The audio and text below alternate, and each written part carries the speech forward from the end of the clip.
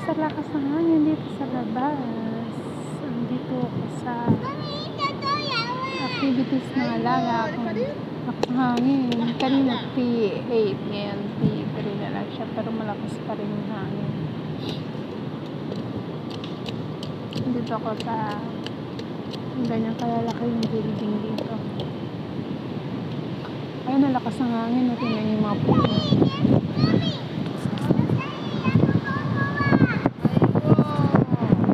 Lakas, grabe. Lakas ng hangin dito. Dito. Lakas ng hangin. Ayan, tingnan yung puno. Naantay ko yung alaga ko, may activities. Kaya malakas ang hangin. Buko, maano na siya.